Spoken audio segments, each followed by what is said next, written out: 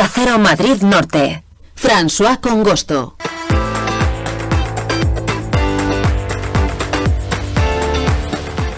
Hoy queremos dar un vistazo, queremos dar una mirada al pasado, a la historia de la comarca norte de la Comunidad de Madrid, y lo queremos hacer con un libro, Cuando las piedras hablan, los rostros y las sombras, que ha padrinado la Asociación Cultural Chozas de la Sierra de Soto del Real. Se va a presentar este sábado 21 de diciembre en el Centro de Arte y Turismo de Soto del Real, y también va a ir acompañado de un homenaje justamente a las familias, a las personas que vivieron y trabajaron en ese destacamento penal que hubo en Chozas de la Sierra en tiempo de la posguerra. Hoy está con nosotros una de las autoras de este libro, que es Silvia García. ¿Qué tal? Muy buenas, bienvenida. Hola, gracias.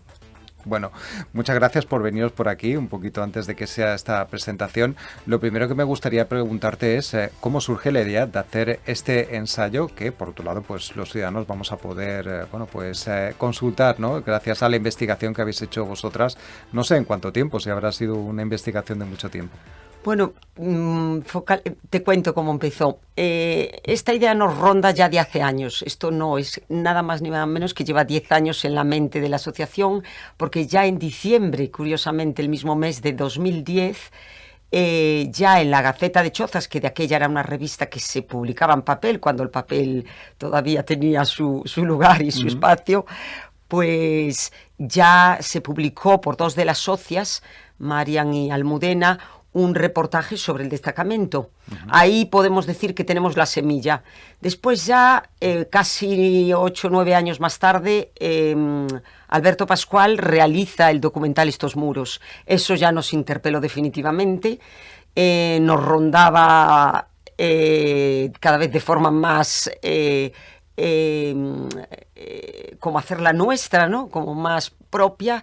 Y entonces estuvimos 2 años investigando, estábamos también recopilando la información de las fuentes dispersas, porque al ser un pueblo pequeñito, Soto del Real, pues claro, las fuentes son pocas y dispersas por muchos archivos, y estábamos, ya te digo, haciendo la recopilación de datos para el otro libro, que era La derrota del cambio, que publicamos con otro historiador de aquí de Colmenar Viejo, con Roberto Fernández. Entonces, pues... A ver, miel sobre hojuelas. Una cosa llamó a la otra, encontramos documentación de todo lo referente a nuestro pueblo y fuimos ordenándola hasta que decidimos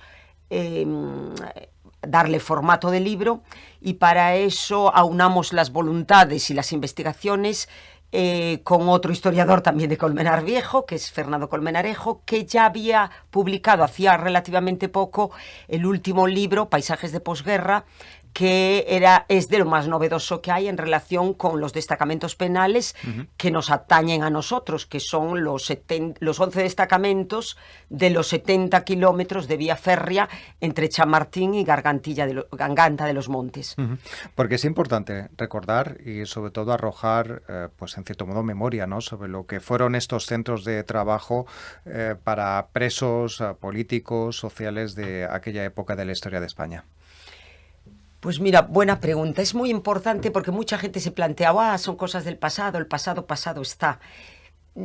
Somos lo que fuimos y seremos lo que somos. Entonces, por un lado, es un deber moral, ético de las generaciones, que somos hijos de otras generaciones, porque nadie salimos como una seta es un saber cuál es nuestra historia. España tiene una carencia muy grande sobre nuestros orígenes y nuestros modus vivendis anteriores al actual. Esa laguna hay que cubrirla. Este aspecto es un aspecto más oscuro. La historia tiene sus claroscuros, igual que los 1000 grises o 1000 colores que tienen las interpretaciones que de ella se hacen, pero este lado de la posguerra que conformó los trabajos forzados no se conocía demasiado. Esto ya es del siglo XXI prácticamente, que han empezado a permitirse el acceso a los archivos diversos con el tiempo y con las nuevas leyes. Entonces, bueno, varios investigadores se han puesto a ello. Este es un lado oscuro y a la vez muy confuso, porque es la reconstrucción de la España de posguerra. O sea, obras de infraestructura del tipo que fuera, es amplísimo. Entonces, claro, se mezcla un binomio que es el carcelario jurídico con un tema económico que es la reconstrucción de un país. Entonces, eso es un tema muy amplio y a la vez muy complejo, porque no solo involucra todo lo que son las instituciones oficiales, sino que involucra también un montón de instituciones privadas, como puede ser la Iglesia, y un montón de empresas particulares y privadas que conforman la economía de un país. Entonces, es un aspecto de nuestra historia interesante, complejo, y a la vez que forma parte también de esa represión posguerra que conformó pues lo que muchos autores han llamado la larga noche del franquismo y que forma parte de nuestra historia y por tanto debemos conocerla. Las condiciones de trabajo de la gente que estaba en estos centros eran terribles. Mira, como todo yo te puedo decir, el descender de las historias generales, vaya, de la teoría general a los pueblos pequeños como el de Chozas de la Sierra, por ejemplo, o el de Bustarviejo, que tiene otro destacamento penal visitable y en pie. El nuestro son ruinas, hay que decirlo, que estamos tratando de poner en valor. Pero ya te digo, el descender a lo local y a los archivos más cercanos a la gente, nos abre un montón de escala de grises en la historia oficial. Como siempre, las relaciones humanas priman sobre incluso la burocracia. Entonces te encuentras todo tipo de relaciones humanas entre la parte de presos forzada, trabajando en condiciones de semiesclavitud. Hay que decir que estos destacamentos se han llamado como las cárceles sin rejas, ¿no? Porque eran presos privados de libertad, pero que no estaban dentro de una cárcel al uso.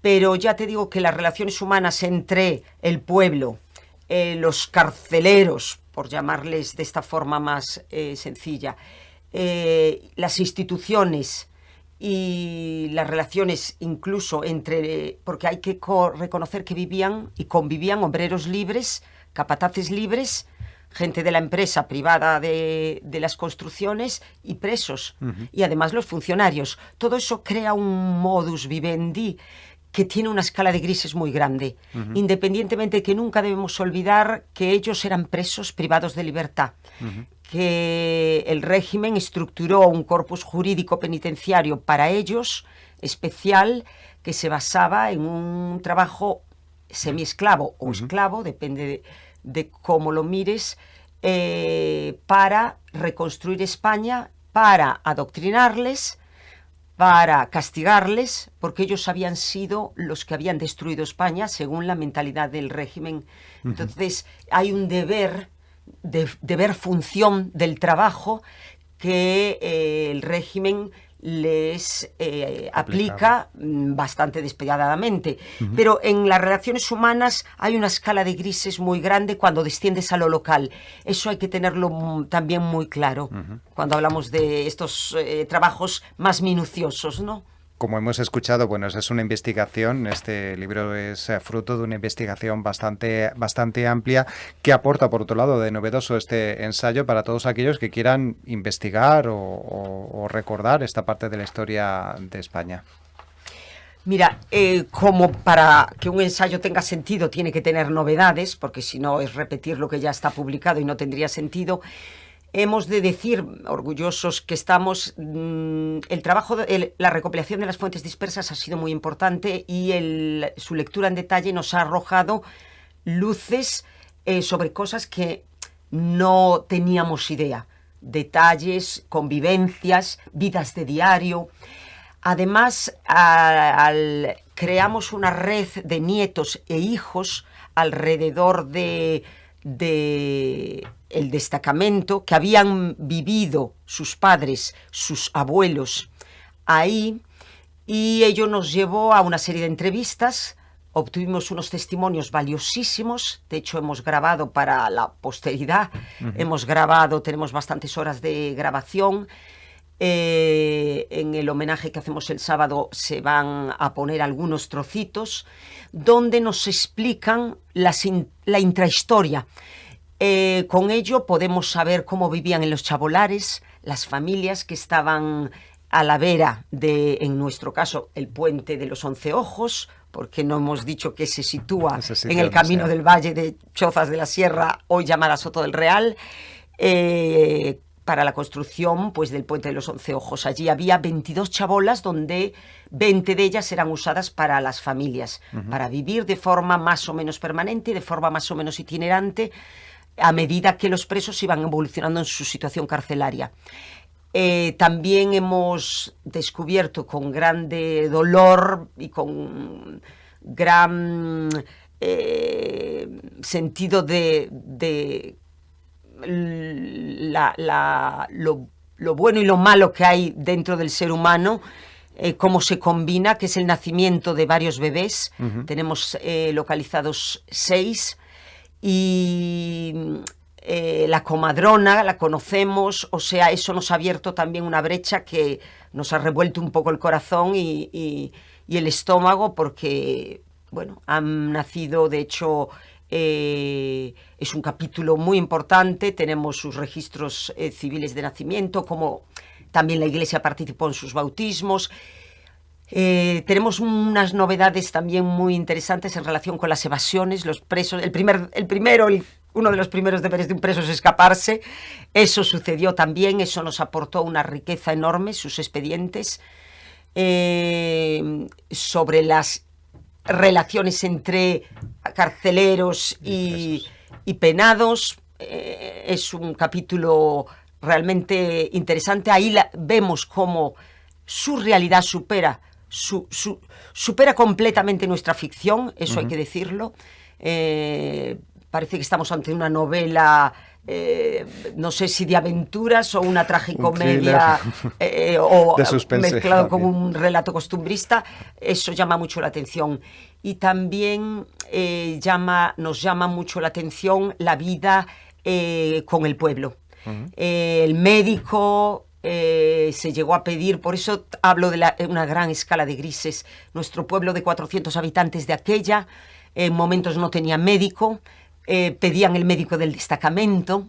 Fíjate tú, ¿no? Qué cosas. Qué emocionante, ¿no? Como ellos decían, por favor, si ustedes, cuando nuestro médico, que es muy mayor ya y que viene de otro pueblo, concretamente venía de Miraflores de la Sierra, no pueda por el invierno, por los caminos, si ustedes, sabemos que hay presos, siempre había presos practicantes y médicos, siempre hubo, lo llamaban los destinos, siempre había en cada destacamento, sobre todo con un volumen de presos concreto, siempre había asistencia espiritual, asistencia médica y demás. Hemos encontrado que uno de los presos que era practicante era el maestro de los niños, hijos de los presos que vivían en las chabolas. Eso también nos ha emocionado profundamente. Les mandaba deberes, tenían que estudiar. O sea, tú te trasladas en el tiempo y es un universo carcelario francamente singular, ¿no? Bueno, pues como ven, a mí, desde luego, me parece un estudio muy interesante, un libro muy interesante que debemos tener en cuenta. Recordamos que, bueno, pues va a haber esta presentación de este libro Cuando las piedras hablan, los rostros y las sombras, este sábado 21 de diciembre. Va a ser en el Centro de Arte y Turismo a las 5 de la tarde. Y, bueno, pues, por supuesto, también podemos incluso conseguir el libro a través de mandar un correo a admin@chozasdelasierra.org, que, obviamente, la Asociación Chozas de la Sierra es la que, en cierto modo, pues también hace de paraguas, ¿no?, para poder editar este libro. Hemos hablado con Silvia García, autora del libro, a la que le damos las gracias de que haya tenido unos minutos para poder hablar con nosotros y hacernos un adelanto de todas esas cuestiones tan interesantes, ¿no?, que tiene este libro, sobre todo para mirar al pasado, que, como usted dice, si queremos mirar al futuro y no cometer fallos, pues conviene también que miremos al pasado de esos fallos que hicimos en su momento y que no debemos repetir.